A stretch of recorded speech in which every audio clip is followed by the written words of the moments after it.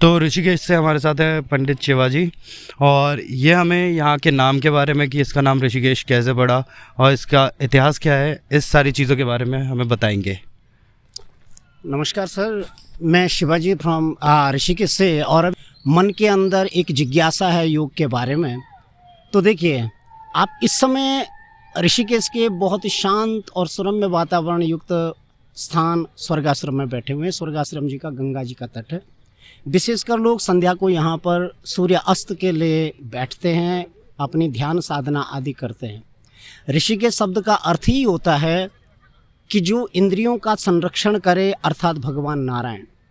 भगवान विष्णु का एक नाम ऋषिकेश है और उन्हीं भगवान नारायण के नाम ऋषिकेश पर इस क्षेत्र का नाम ऋषिकेश पड़ा।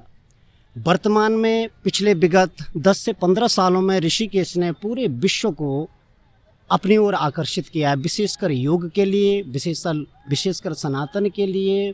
क्योंकि यहाँ की ऊर्जा, यहाँ का सकारात्मक वातावरण, यहाँ पर होने वाली हर वो गतिविधि जो धर्म से और स्पिरिचुअलिटी से मतलब रखती है, आशय रखती है, वो भरपूर मात्रा में यहाँ पर मिलेगी जी। तो पंडित जी, जैसे यहाँ पे आप कह रहे हैं स्पिरिचुअलिटी और ये, तो कोई ऐसा एक्सपीरियंस आपके साथ हुआ हो कभी कि आपको लगा हो कि साक्षात आप भगवान के दर्शन ही कर रहे हैं यहाँ पे, कि ऐसी कोई एनर्जी फील हुई हो? सर, अगर आप मुझे मेरे बारे में व्यक्तिगत पूछें तो मैंने 1996 में यहाँ स्वर्गाश्रम संस्कृत महाविद्यालय गुरुकुल में एडमिशन लिया। उस समय मेरी अवस्था 16 साल की थी और आज इस ऋषिकेश ने मुझे सब कुछ दिया।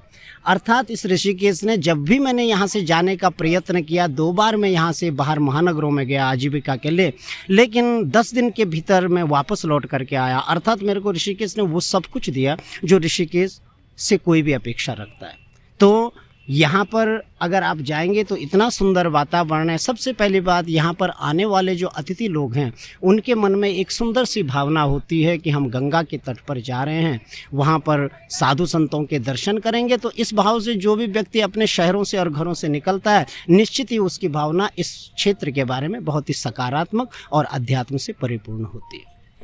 तो पंडित जी, जैसे आप कह रहे हैं कि आप यहाँ से इतने पुराने समय से, इतने टाइम से रह रहे हैं यहाँ पे, है ना, तो ओवर द टाइम आपको क्या लगता है कि कितने सारे चेंजेस आते गए हैं? क्योंकि आपने टाइम बदलते हुए देखा है यहाँ पे, क्योंकि जो अभी डेवलपमेंट हुई है और सब कुछ हुआ है वो अभी रिसेंट हुआ है।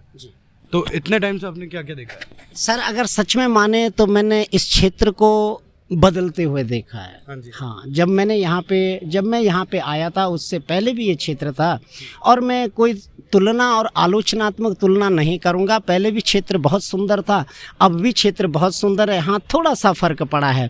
पहले जो साधु संत और धार्मिकता स्वतंत्र रूप से दिखाई देते थे, अब वो एकांत में चली गई। अर्थात आपको किसी संत आदि का दर्शन करना होगा तो आपको निजी कुटियाओं में और ऐसे निजी व्यक्ति के पास जाना पड़ेगा, क्योंकि संत आदि आज के, जैसे आपने प्रश्न किया कि आपने क्या क्या इस क्षेत्र को बदलते हुए देखा है, तो मैंने इस क्षेत्र के कई चेहरे बदलते हुए देखे।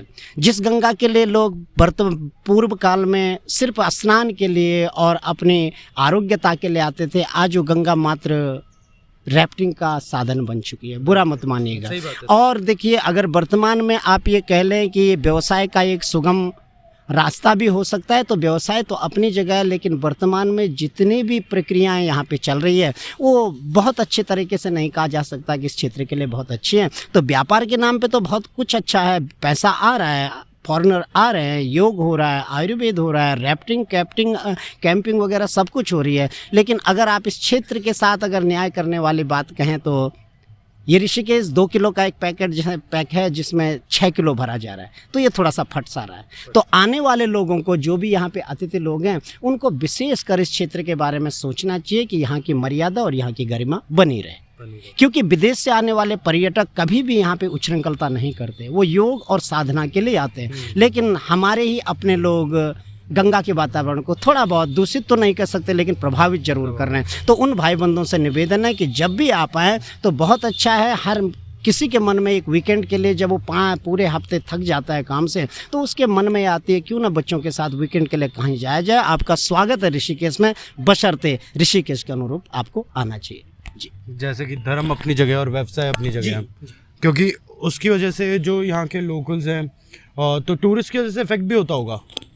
कि देखिए टूरिस्ट किस सर, वजह से? आपका सबसे पहले जो आपने प्रश्न कहा था, व्यवसाय अपनी जगह और धर्म अपनी जगह है। इस क्षेत्र का एक ये भाग्य है कि धर्म और व्यवसाय दोनों साथ साथ चलते हैं। यहाँ पे जो व्यवसाय ने जो रूप का, धर्म ने जो रूप का लिया है, वो व्यवसाय का रूप तो नहीं कह सकते, लेकिन हाँ, जो हमारा व्यवसाय है वो धर्म मार्ग से बढ़ रहा है। तो इसमें कोई बुरा नहीं है कि आज हमारा Rishikesh world capital of yoga की तरह से जाना जाता है।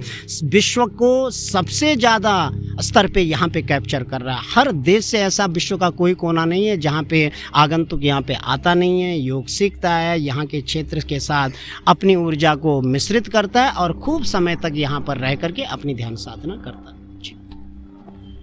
और जैसे यहाँ पे अघोरी भी रहते हैं, हमने सुना है, बट अब अघोरी दिखते नहीं जैसे पहले दिखते थे ना, इतने अघोरी दिखते हैं। और जैसे आपने बोला कि संत वगैरह अगर उनसे मिलना है या कुछ करना है, वो एकांत में मिलेंगे।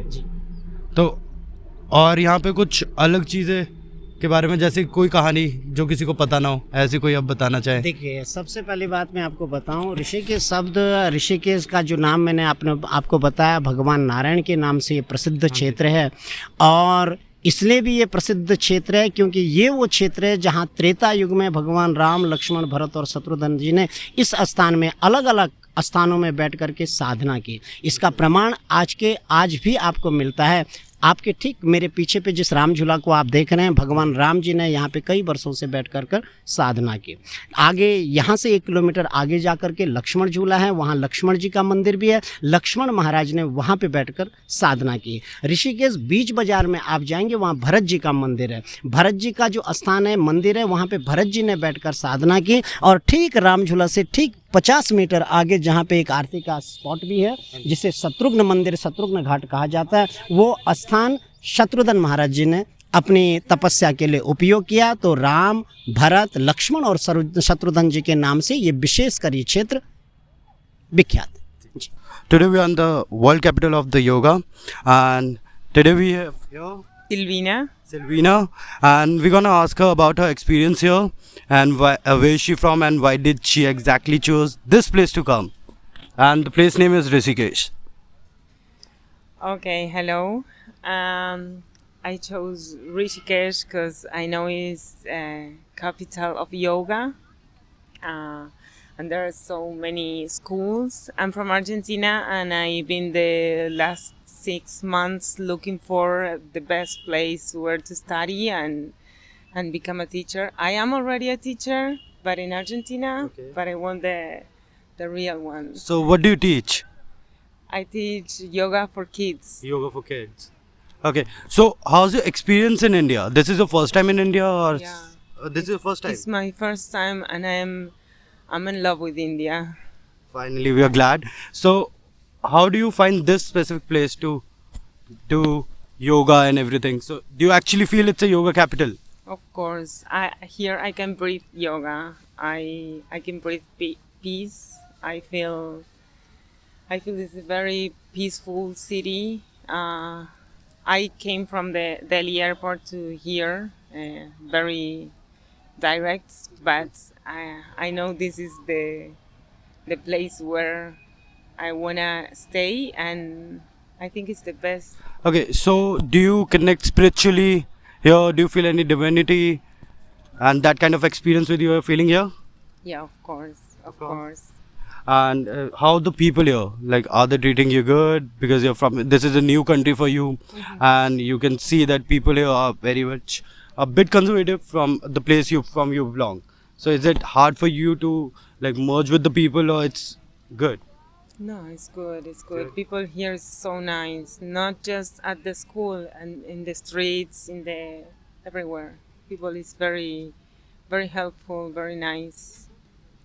Okay, thank you, that will be all. में आज हमारे साथ छोटू सिंह पांडे जी हैं हरिद्वार से, और ये हमें यहाँ के बारे में कुछ अनोखी बातें बताएंगे।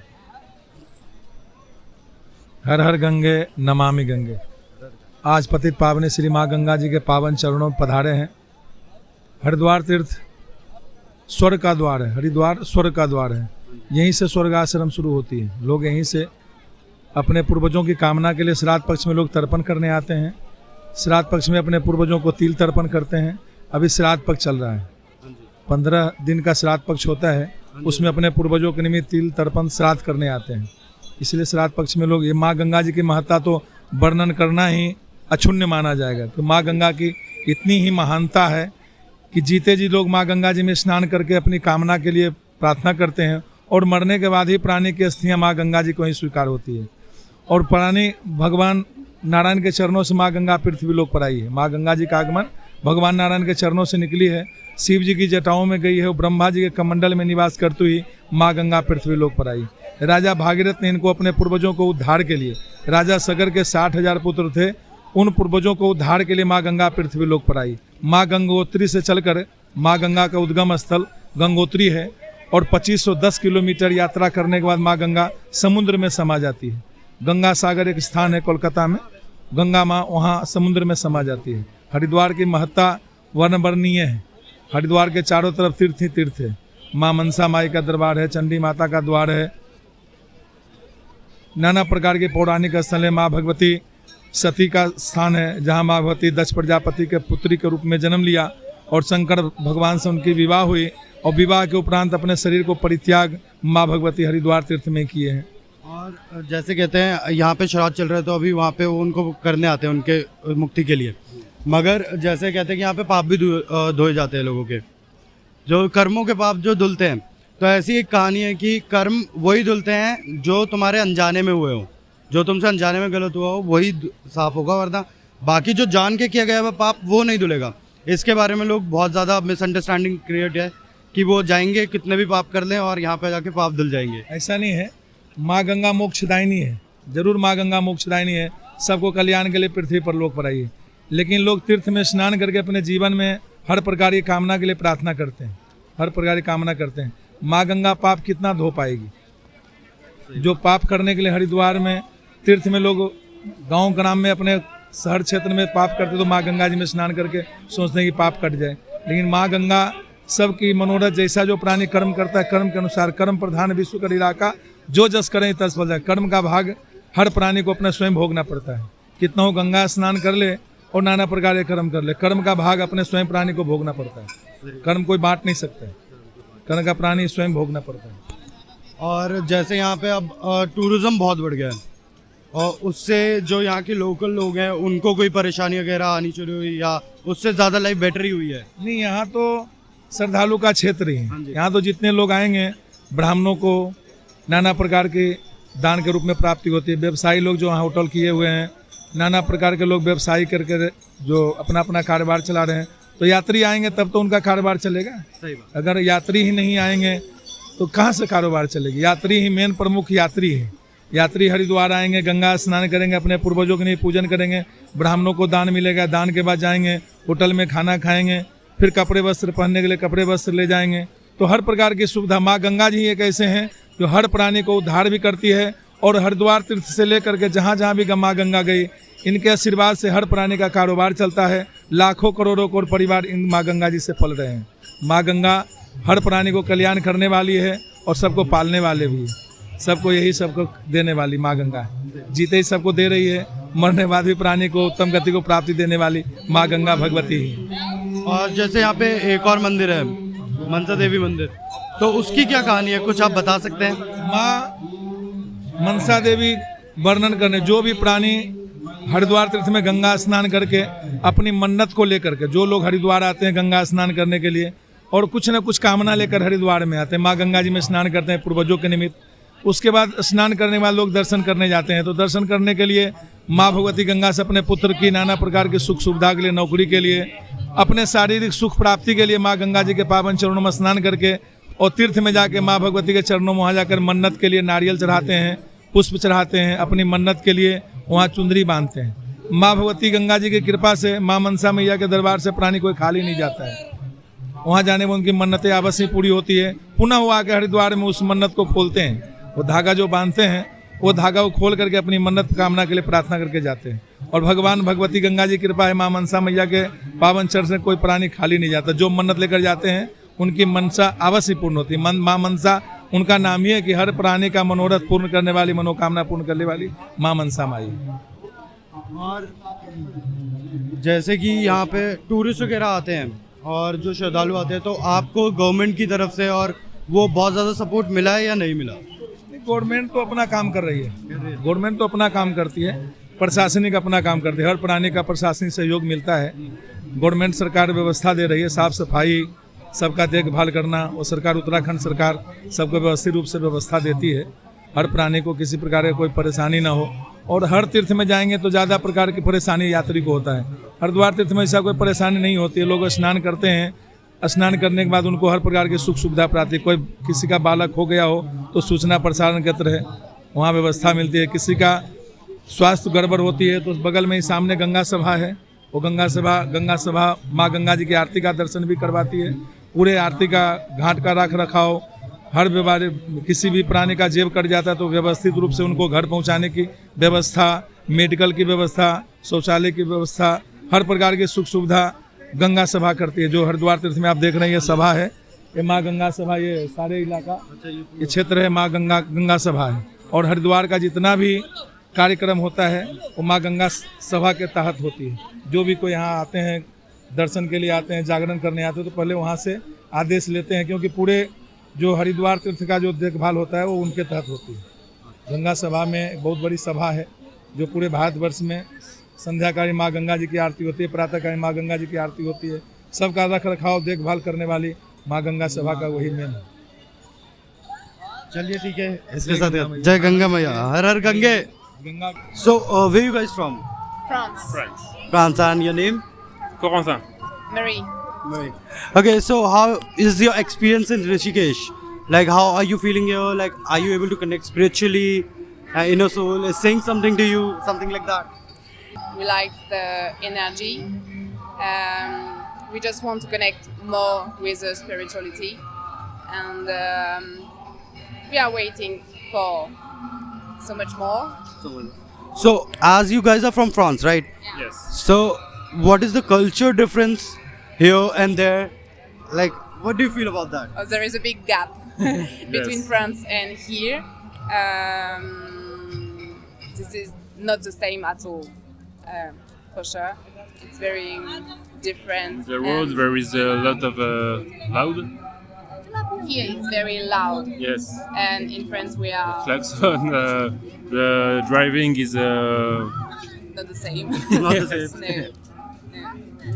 So this is very different, and there is a shock of cultures, but that's what we came for. So it's perfect. People are very cool and speak easily.